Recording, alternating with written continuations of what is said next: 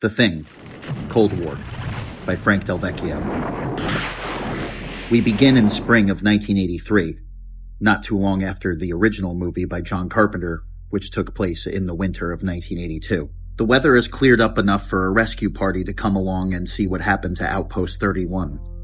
The first team to show up is an American Special Forces squad, led by Colonel Whitley. Our main character is Captain J.F. Blake. The goal is to take characters from the video game and prequel and make them seem less dumb to the audience, give them more depth. The Americans search the camp a bit and find the tape recorder Mac left behind, some floppy disks with info on it, and a bunch of bodies including the frozen remains of McCready and Childs. Another group suddenly arrives at the camp. A Russian team also caught Outpost 31's distress signal. Also with the Russian group is Kate Lloyd from the 2011 prequel, who is now extremely paranoid and persistent. They wanted to keep her back at the camp, but she always wants to stay in large groups. Plus, she knows what happened to Outpost 31, since it's the same thing that happened to her camp with the Norwegians. The Russians do think there's something up, and they suppose maybe it's shock or cabin fever, or maybe some sort of disease. As for Kate's story of shape-shifting organisms, they find that to be science fiction nonsense. The Americans think Kate might have had something to do with what happened at Outpost 31, but they're not entirely sure how. They wish to ask her a few questions. Kate is so paranoia-stricken, the first thing she does when meeting anyone is to tell them to open their mouths, since that was the test used in the prequel. Of course, the Americans are confused and don't comply, and realize now's not the time for questions. They plan to get Kate to a ship off the continent once the investigation was done, but Mother Nature put a dent in that plan. They explain that as the old saying goes, March comes in like a lion and out like a lamb, and another storm is brewing. There's not much time, and the Russian base is closer, so they allow the Americans to come hole up with them until it blows over, since the storm isn't as severe as the previous one. The Russians also help to get to the bottom of what happened. Both teams try to be civil, but as things get more intense, we'll see some cultural tension as we're still deep in the Cold War. The Russian base is about an hour or two away from the coast. Most of the alien corpses were snowed over. They take the bodies they did find to the Russian base. The bodies are that of McCready's, Childs, and Knowles, who was killed off screen in the original. Now would be a good time to go over characters. As mentioned before, we have J.F. Blake, Colonel Whitley, and Kate Lloyd, but there's also North, who's a soldier on the American side, strong and confident, and Weldon, the medic. He's the mouth of the group. On the Russian team, we have Gennady Botin, who's the leader of the Russian crew and easily angered. There's also his wife, Olga, who's a doctor, and she's quite shy and timid. There's also Koretsky, a helicopter pilot. Some are intimidated by his size. Finally, there's Dr. Milton Pavel, an awkward loner but a brilliant Russian scientist. Back to the story, it turns out the fan theories were true when Childs was infected. His body thaws, and when Olga's back is turned, his chest slightly rises, insinuating breathing. Slowly but surely, a new rampage begins. Meanwhile, Blake, Whitley, and Pavel check out the rest of the evidence they found from Outpost 31. And it's shocking. Whitley and Pavel see the assimilation graph on the floppy disks they collected, and Blake, on the other hand, is in the other room listening to McCready's tape. It gives him chills. The Thing knows Kate is onto it, so its main goal is to get her alone and take her out. But here's where the conflict lies. As mentioned before, Kate is always trying to surround herself in large groups where the Thing wouldn't reveal itself. Once a good number of the crew members are infected, the Thing plans to corner Kate, then wait out the storm and head to the coast. The Thing exposed itself so much in the prequel, and it paid for it. It learned and did a much more stealthy job at Outpost 31, so now all it can do is keep learning. And instead of increasing on action like the prequel did, this story attempts to increase the intensity, increase the stealth, increase the paranoia, while still having moments of action. The Thing is now very picky with its reveals. It needs a fast way of spreading. When exiting the autopsy room, Olga takes off her face mask. The American medic, who's just fascinated in this stuff, asks how things are going. Olga responds that everything seems fine as she begins to rub her nose. That night, when the Botins are in their quarters, Gennady asks how she's feeling. She says she's much better. They move into bed, and her movements get more flirtatious.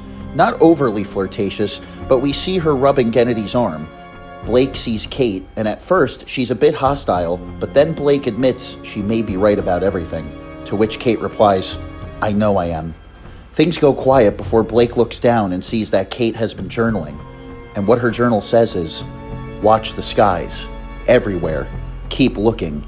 Keep watching the skies. An obvious nod to the final lines of the original 1951 movie, The Thing from Another World. It also harkens back to the scene in the prequels where the two ladies watch the skies on that first night at the Norwegian camp. Meanwhile, strange noises can be heard above, like there's something in the air ducts. The first person to hear it is North. He steps out of his room. The Boteens follow. Both of their quarters are by the autopsy room. The noise seemed to start there and spread further out. It gets to the point where everyone hears it. They all get up and try to track it. North and the Boteens check the autopsy room. They check the drawers where they hold the bodies. Knowles' mangled remains are there. McCready's is there, but Childs is gone. Weldon notices a jacket missing from the rack. Koretsky discovers the keys to the helicopter are missing.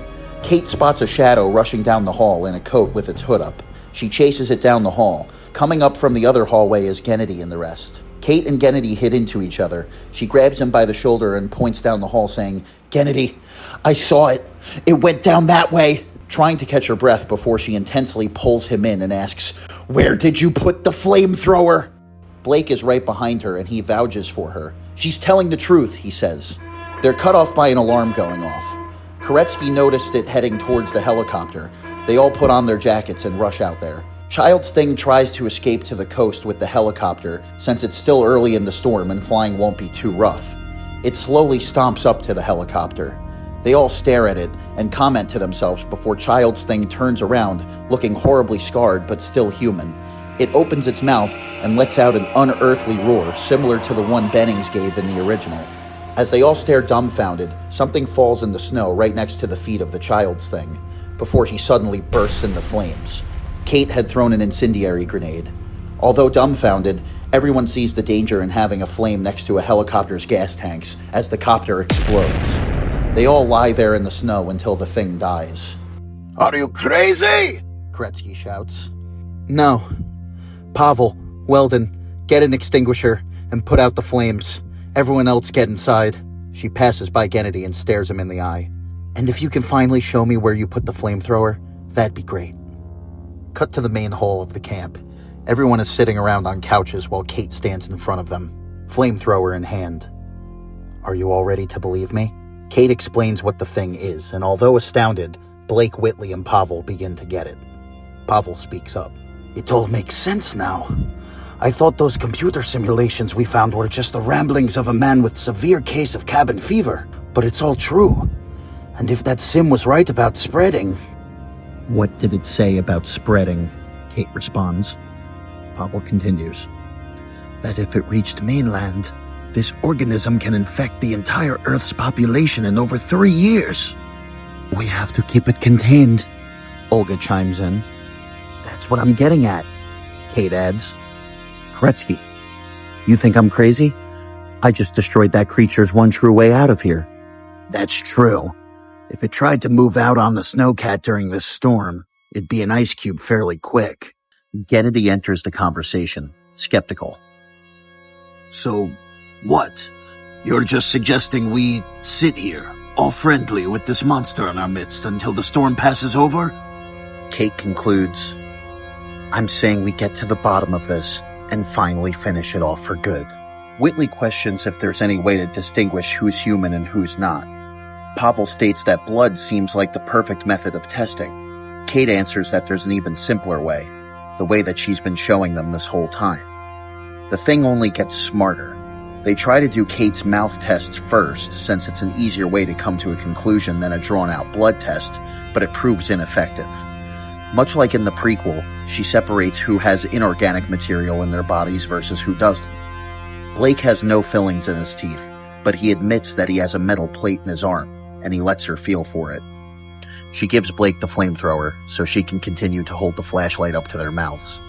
Kate has fillings. Blake has a plate in his arm. Gennady has no fillings and no plates. Olga has no fillings and no plates. Weldon has fillings. Koretsky has a nose ring and a tattoo on his arm. North has a plate in his leg. And Whitley, a scar on his left cheek. If assimilated, his skin would probably be more clear and brand new. Blake is told to keep the flamethrower on them. Pandemonium starts to break out as Gennady thinks this is bullshit that he and his wife might get killed because they have good dental health. Gennady also chastises Koretsky in his native tongue for going along with, quote, these American pigs. There's some pushing and shoving, and North has a machine gun. As Gennady and North struggle over the gun, Weldon is accidentally shot right in the forehead. Blood drips down from the hole as Weldon grips both sides of his head and shudders for a second before his back rips open. They notice bloody fillings fall out of his mutated mouth. He grows 2 extra bug legs, falls down, and uses his lengthening hands as front legs as his fingers turn into slimy claws. His original legs stretch and bend and break into a style more similar to the bug ones he just sprouted.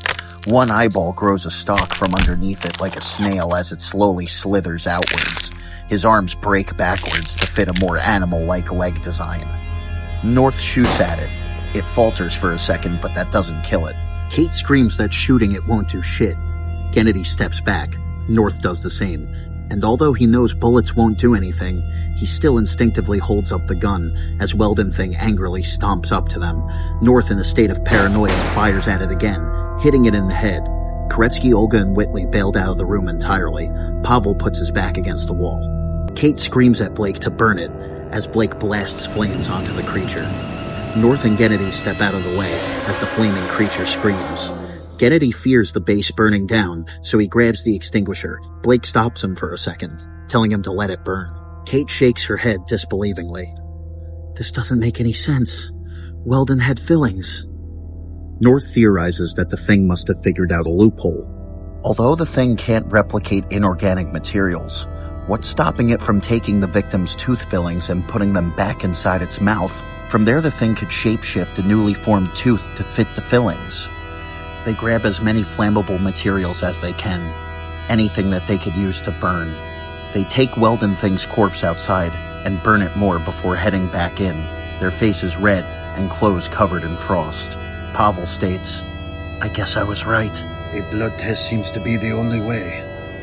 Much like how the Hateful Eight mirrored the Civil War by dividing Minnie's haberdashery from North and South, this is where the story begins to heavily mirror the Cold War, as it becomes more of a game of secrecy and deception, with a fiery outcome.